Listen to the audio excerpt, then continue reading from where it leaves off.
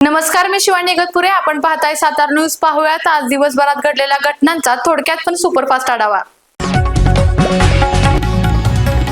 वडूज येथील मेघा विनायक पवार या विवाहित महिलेने सासरच्या जाचाला कंटाळून राहत्या घरात गळफास घेऊन आत्महत्या केल्याची घटना घडली होती.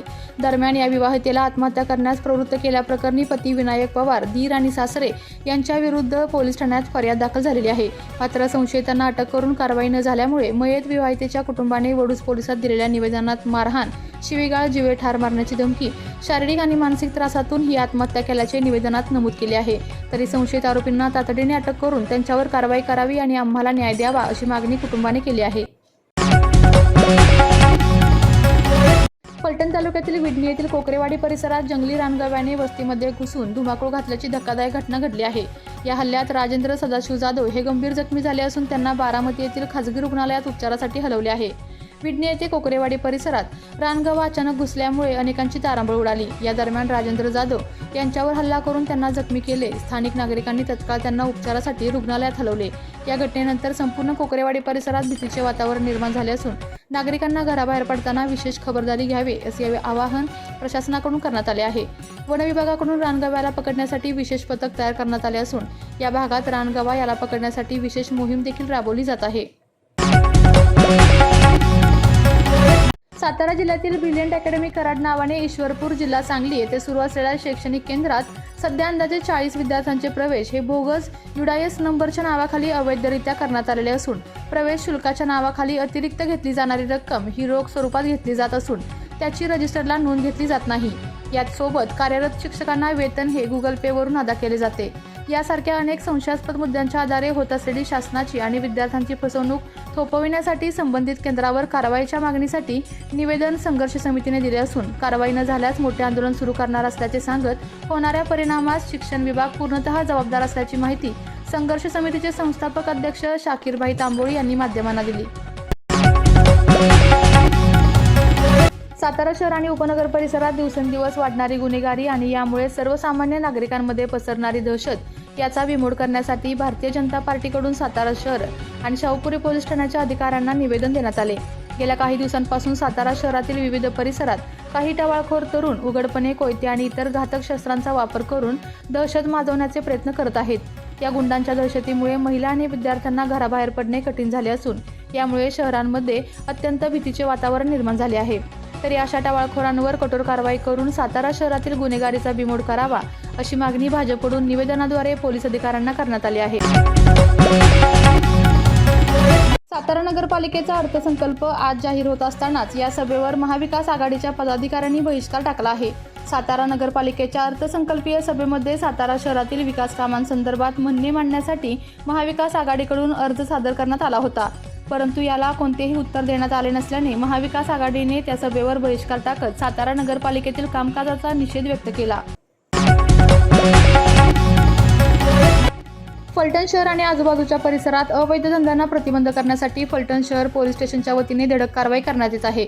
25 फेब्रुवारी 2026 रोजी फलटण शहराला लागून असणाऱ्या जाधववाडी हद्दीतील ऑरेंज लॉज येथे छापा टाकून प्रवीण रामचंद्र दडस, टाकेवाडी, तालुका मान यांच्यावर गुन्हा नोंद करून अटक करण्यात आलेली आहे. दडस हा ऑरेंज लॉज येथे वेश्या व्यवसाय करत असल्याचे निष्पन्न झाल्याने ही कारवाई करण्यात आली. अशीच कारवाई फलटण शहर आणि आजूबाजूच्या परिसरात असणाऱ्या लॉज आणि कॅफेवर पण तातडीने करण्यात यावी, म्हणजे अशा अवैध धंद्यांना आळा बसेल अशी नागरिकांच्या वतीने मागणी करण्यात येत आहे. अंमली पदार्थाचे उत्पादन व पुरवठा करण्यास कायद्याने बंदी आहे. अंमली पदार्थाचे उत्पादन व पुरवठा होणार नाही याची पोलीस विभागाने दक्षता घ्यावी असे निर्देश जिल्हाधिकारी संतोष पाटील यांनी दिले आहेत. जिल्हाधिकारी कार्यालयात जिल्हाधिकारी श्री पाटील यांच्या अध्यक्षतेखाली नार्को कोऑर्डिनेशन सेंटर समितीची बैठक संपन्न झाली. या बैठकीला पोलीस अधीक्षक तुषार दोशी, प्रांत अधिकारी आशिष बारकुल, राज्य गुप्त वार्ता विभागाच्या सहाय्यक आयुक्त वर्षा गाडेकर यांच्यासह विविध विभागांचे अधिकारी उपस्थित होते.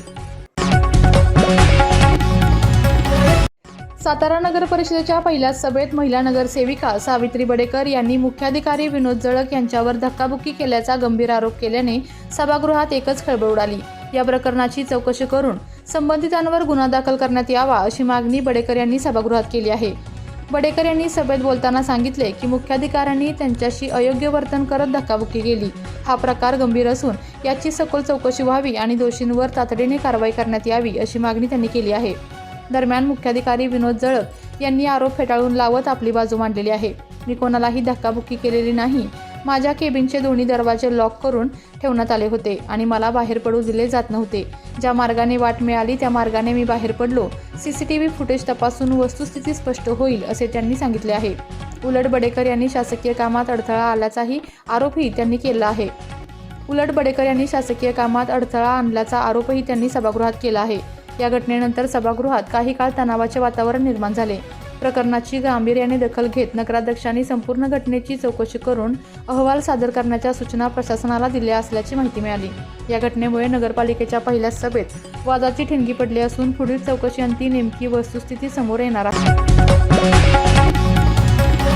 सातारा जिल्ह्यातील पर्यटनाला जीवनरेखा मानला जाणारा वाई पाचगणी महाबळेश्वर मार्ग गेल्या 6 महिन्यांपासून रखडल्याने स्थानिक नागरिक आणि व्यावसायिकांमध्ये तीव्र नाराजी व्यक्त होत आहे. वाई पाचगणी आणि महाबळेश्वर या प्रमुख पर्यटन स्थळांना जोडणारा हा महत्त्वाचा रस्ता ठेकेदाराने पूर्णपणे खोदून ठेवला असला तरी अद्याप कोणतीही ठोस उपाययोजना झालेली नाही.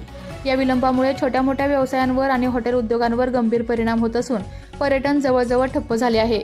पर्यटकांनी या परिसराकडे पाठ फिरवल्याची स्थिती देखील निर्माण झाली आहे. सातारा जिल्ह्यात सत्ताधारी आघाडीचे 5 मंत्री आणि 2 खासदार असतानाही कामात गती नसल्याचे नागरिकांनी संताप वाढत आहे.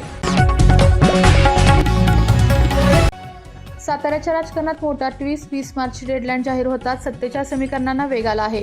सातारा जिल्हा परिषदेमध्ये राष्ट्रवादी आणि शिवसेना एकत्र येऊन सत्ता स्थापन करणार असा अजित पवार गटाचे जिल्हाध्यक्ष बाळासाहेब सोळसकर यांनी थेट सभेत जाहीर केला आहे. जिल्हा परिषद अध्यक्ष राष्ट्रवादीचाच होणार असा दावा देखील त्यांनी केला आहे. मंत्री शंभूराज देसाई आणि मंत्री मकरंद पाटील एकदिलाने सोबत आहेत, त्यामुळे अध्यक्षपदावर राष्ट्रवादीचाच झेंडा फडकणार. दरम्यान मंत्री जयकुमार गोरे यांनी याआधी भाजपचाच अध्यक्ष होईल असा दावा केला होता. त्यावर त्यांनी टीका केली असून असं कोण पण टीव्हीवर काय पण बोलतात असं राष्ट्रवादीचे जिल्हाध्यक्ष बाळासाहेब सोळसकर यांनी सूचक विधान केलं आहे. जिल्हा परिषद प्राथमिक आदर्श शाळा बिबवी तालुका जावळी येथे मराठी भाषा गौरव दिनाचे औचित्य साधून विविध शैक्षणिक, साहित्यिक व जनजागृतीपर उपक्रमाचे भव्य आयोजन करण्यात आले. मराठी भाषेचा अभिमान, तिचे संवर्धन व प्रसार यावर केंद्रित उपक्रमांमुळे संपूर्ण शाळा परिसरात उत्साहाचे वातावरण होते.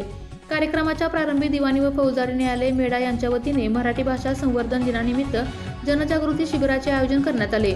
यावेळी न्यायाधीश doctor Vikram Awhad, advocate NS Pawar, advocate AK Shete, Prashant Ingle, कवयित्री जयश्री माझगावकर, बिबवीचे सरपंच संतोष बांदल, सामाजिक कार्यकर्ते राजेंद्र जाधव, अध्यक्ष संदीप देशमुख, मुख्याध्यापक अशोक लकडे आदी मान्यवर उपस्थित होते.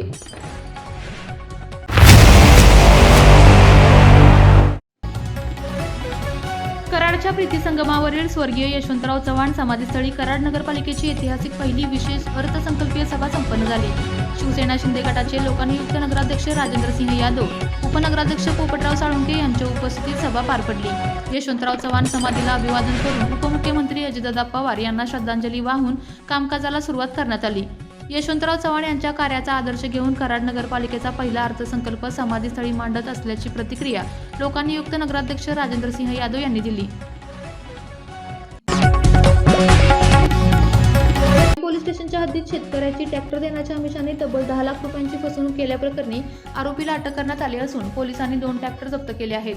पोलिसांनी दिलेल्या माहितीनुसार दिनांक 4 डिसेंबर 2024 ते 3 फेब्रुवारी 2025 या कालावधीत आरोपी अजय संतोष चव्हाण वय 32 राहणार सरताळे तालुका जावळी जिल्हा सातारा याने फिर्यादी तानाजी धुमाळ वय 36 राहणार नायगाव तालुका कोरेगाव जिल्हा सातारा यांना नवीन ट्रॅक्टर घेऊन देतो, तसेच तो कंपनीत भाड्याने लावून दरमहा 30,000 रुपये भाडे मिळवून देतो असे खोटे आश्वासन दिले.